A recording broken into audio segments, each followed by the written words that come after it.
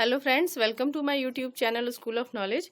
आज मैं आपके लिए भूगोल विषय की पाठ्य योजना लेकर आई हूं, जिसका प्रकरण है पृथ्वी और चंद्रमा। आइए देखते हैं कि पृथ्वी और चंद्रमा के लिए पाठ्य योजना कैसे तैयार करेंगे। इसके लिए हम सबसे ऊपर लिखते हैं पाठ्य योजना संख्या। उसके बाद देंगे, अगर आप छात्राध्यापक हैं तो लिखेंगे छात्राध्यापक का नाम, और यदि आप छात्राध्यापिका हैं तो आप लिखेंगे छात्राध्यापिका का नाम। उसके बाद हम देते हैं विद्यालय का नाम। विद्यालय का नाम वो नाम होगा जहाँ पे आप प्रशिक्षण लेंगे अपना बीएड के लिए। उसके बाद हम एक टेबल बनाते हैं जिसके अंतर्गत इन 6 बिंदुओं को लिखा जाता है, जिसमें पहला बिंदु होता है दिनांक। दिनांक वो दिनांक होगा जिस दिन आप शिक्षण कार्य करेंगे। ये कक्षा 6 के लिए बना है। विषय इसका सामाजिक विषय है। उप विषय भूगोल है। चक्र छठा है और अवधि जो है 40 मिनट की होती है। ठीक है। उसके बाद प्रकरण लिखते हैं, तो प्रकरण है हमारा पृथ्वी और चंद्रमा। तो प्रकरण के बाद नंबर आता है सामान्य उद्देश्य का। सामान्य उद्देश्य जो होते हैं 4 से 6 दिए जाते हैं, और हर सामान्य उद्देश्य जो होता है वो भूगोल मतलब विषय से संबंधित होता है। तो आप भूगोल विषय की विशेषताओं को बताएंगे कि भूगोल विषय को पढ़ाने से छात्रों को क्या क्या फायदा होगा। ठीक है, ये आपका उद्देश्य होता है, भूगोल विषय के पढ़ाने के फायदे गिनाने हैं आपको। ठीक है, 4 से 6 दे देंगे। सामान्य उद्देश्य के बाद नंबर आता है विशिष्ट उद्देश्य का। विशिष्ट उद्देश्य जो होते हैं वो 3 तरह के दिए जाते हैं, ज्ञानात्मक, बोधात्मक और प्रयोगात्मक, या इसको क्रियात्मक भी होते हैं। तो जैसे विशिष्ट उद्देश्य नाम से स्पष्ट है, इसमें हम क्या उद्देश्य होता है। विशिष्ट उद्देश्य का उद्देश्य है हम छात्रों को अपने प्रकरण के बारे में क्या उनको फायदा होगा, प्रकरण को हम क्या प्रकरण पढ़ा रहे हैं, उसकी क्या विशेषता है, उसके बारे में हम बताएंगे। तो इसके अंतर्गत हम लिखेंगे, पहला है ज्ञानात्मक उद्देश्य। उसके अंतर्गत हम लिखते हैं कि छात्र चंद्रमा तथा पृथ्वी के बारे में जान सकेंगे, मतलब उनको जानकारी प्राप्त होगी। और दूसरा पॉइंट है कि छात्र चंद्रमा की कलाओं को जान सकेंगे। उसके बाद है बोधात्मक उद्देश्य। जब जान गए तो उसको समझने का प्रयत्न करेंगे स्टूडेंट।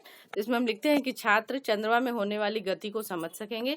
और दूसरा पॉइंट दे दिया कि छात्र सूर्य ग्रहण तथा चंद्र ग्रहण को समझ सकेंगे। उसका तीसरा उद्देश्य है क्रियात्मक उद्देश्य। इसके अंतर्गत हम लिखते हैं कि छात्र चंद्रमा तथा पृथ्वी के बीच होने वाले गति का प्रयोगात्मक अध्ययन कर सकेंगे, और छात्र सूर्य ग्रहण तथा चंद्र ग्रहण के बारे में अन्य लोगों को बता सकेंगे। तो ये क्रियात्मक उद्देश्य हो गया। उसके बाद नंबर आता है सहायक सामग्री का। तो सहायक सामग्री के अंतर्गत हम लिखते हैं कि प्रकरण से संबंधित चार्ट, पेपर, संकेतक आदि हमारी रिक्वायरमेंट है। फिर आता है नंबर पूर्व ज्ञान का। जैसा कि हमें पता है कि जब भी हम प्रकरण निकलवाते हैं तो हमें पता होना चाहिए कि बच्चों को कितनी नॉलेज है किसी भी विषय के बारे में, कोई भी टॉपिक है उसके बारे में उनको ज्ञान है कि नहीं है। तो ये हम पूर्व ज्ञान का कॉलम देते हैं, तो जिसमें हम लिखते हैं कि छात्र चंद्रमा तथा पृथ्वी के बारे में सामान्य जानकारी रखते हैं। उसका नंबर आता है प्रस्तावना प्रश्न का। प्रस्तावना प्रश्न में हम प्रकरण निकलवाते हैं। तो आइए देखते हैं प्रकरण के लिए प्रश्न कैसे तैयार करेंगे। तो इसमें इस तरह से हम एक टेबल बनाएंगे जिसमें 3 कॉलम होंगे, क्रम संख्या, छात्राध्यापक या छात्राध्यापिका कथन और छात्र कथन का। तो इसमें पहला प्रश्न हम शिक्षिका पूछती है कि बच्चों बताइए कि हमारे सौर मंडल में कुल कितने ग्रह हैं। तो बच्चे आंसर कर देंगे कि 8 ग्रह हैं, क्योंकि सौर मंडल पहले पढ़ चुके हैं पहले चैप्टर में। ठीक है, तो इसलिए उनको पता होगा। ये चैप्टर 2 है क्लास 6 का। ठीक है। उसके बाद हमने क्या किया, जो बच्चों ने आंसर किया उसको लेके हम दूसरा प्रश्न तैयार करेंगे कि अच्छा तो ये 8 ग्रह कौन कौन से हैं। तो बच्चे आंसर कर देंगे कि 8 ग्रह उनको पता होगा। ठीक है, क्योंकि पहले पढ़े हैं, तो बताएंगे कि मंगल, बुध, पृथ्वी, बृहस्पति, शुक्र, शनि, यूरेनस और नेपच्यून आदि जो है ये 8 ग्रह हैं। फिर हमने क्या किया, यहाँ से पृथ्वी लिया और उसकी चर्चा करने लगे कि पृथ्वी ग्रह पर खड़े होकर रात के समय ऊपर आकाश में देखने पर हमें क्या क्या दिखाई देता है। तो बच्चे आंसर करेंगे, जब वो खड़े होंगे छत पे तो देख के बताएंगे क्या क्या दिखता है। वो बताएंगे तो कहेंगे तारे दिखता है, चंद्रमा दिखता है, कभी कभी उल्का पिंड वगैरह दिखते हैं, टूटते तारे दिख जाते हैं, कभी पुच्छल तारा दिखता है। ये सब चीजें बताएंगे बच्चे। ठीक है, तो आप उसको हम मेंशन कर देंगे। उसके बाद हमने क्या किया, चंद्रमा को लिया और पृथ्वी तो हम पहले ही पूछ लिए थे। तो फिर हम नेक्स्ट प्रश्न तैयार करेंगे कि अच्छा ये बताइए कि पृथ्वी और चंद्रमा में क्या संबंध है। तो बच्चे क्या हो जाएंगे, मौन हो जाएंगे।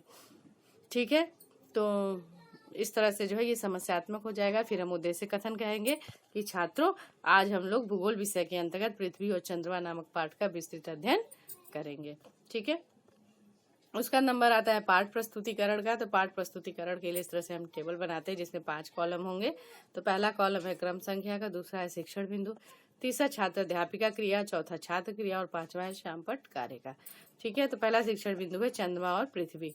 तो शिक्षिका प्रश्न करती है कि चंद्रमा और पृथ्वी में क्या संबंध है। बच्चे मौन हो गए, समस्यात्मक हो गया। फिर शिक्षिका क्या करेगी, स्पष्टीकरण देगी। ठीक है, चंद्रमा हमारी पृथ्वी का एकमात्र प्राकृतिक उपग्रह है। जिस प्रकार पृथ्वी अपनी धुरी पर घूमते हुए पृथ्वी की परिक्रमा करता है, उसी प्रकार चंद्रमा भी अपनी धुरी पर घूमते हुए पृथ्वी की परिक्रमा करता रहता है। ठीक है, चंद्रमा का अपना कोई प्रकाश नहीं होता है, यह सूर्य के प्रकाश से प्रकाशित होता है। यह सूर्य के प्रकाश को परावर्तित करता है, जो हमारी पृथ्वी पर लगभग 1.25 सेकंड में पहुंचती है, और इस प्रकाश को क्या कहते हैं हम? चांदनी कहते हैं, यानी कि मूनलाइट कहते हैं। ठीक है, और साथ साथ श्यामपट्ट पे भी कुछ लिख के दिखा देंगे साइड में कि चंद्रमा पृथ्वी से लगभग 3.84 किलोमीटर की दूरी पर है।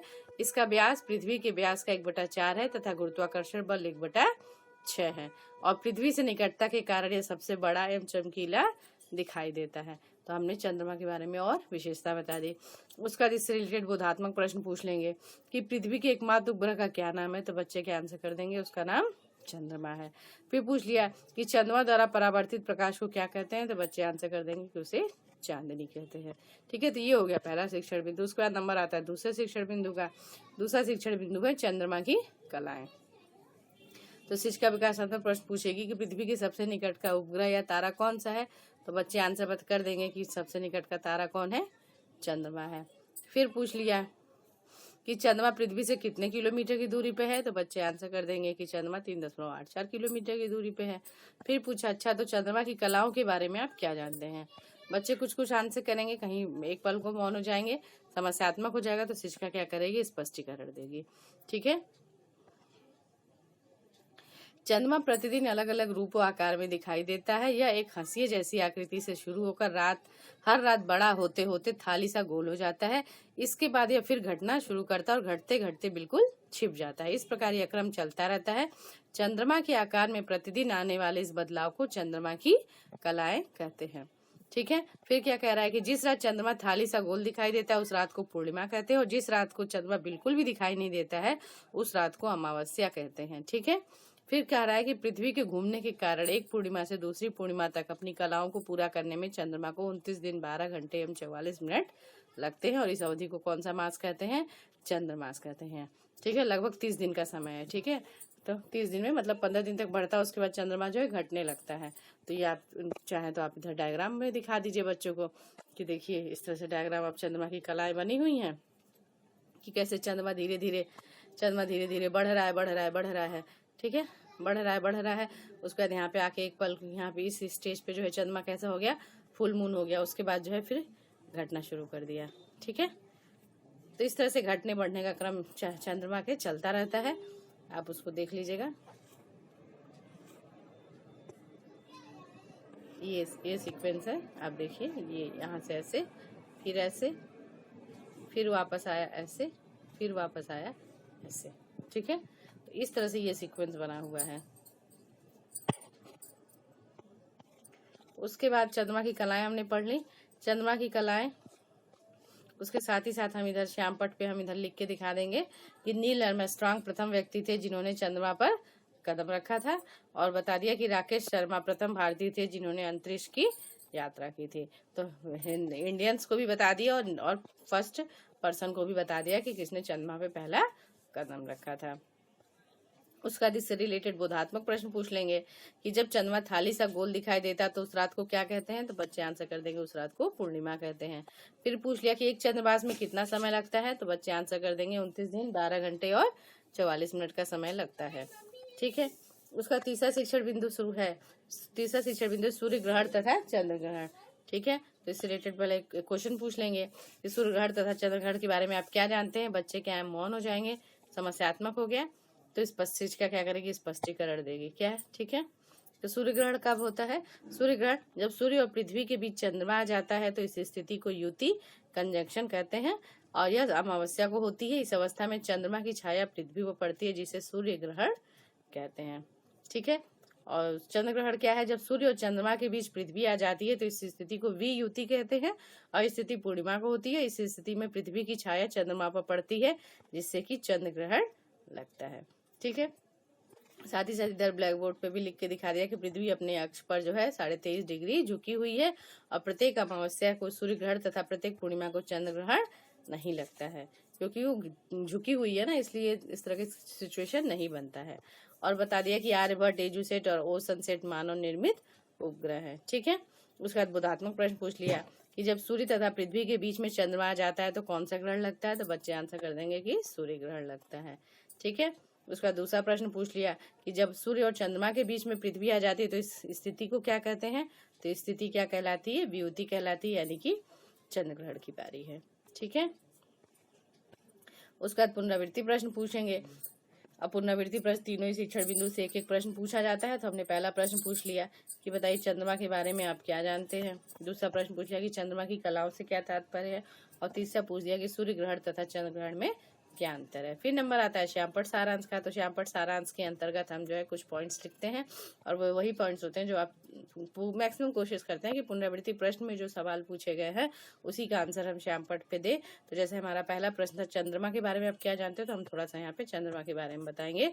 ये पृथ्वी का एकमात्र प्राकृतिक उपग्रह है। यह पृथ्वी की परिक्रमा 29 दिन 12 घंटे तथा 44 मिनट में करता है।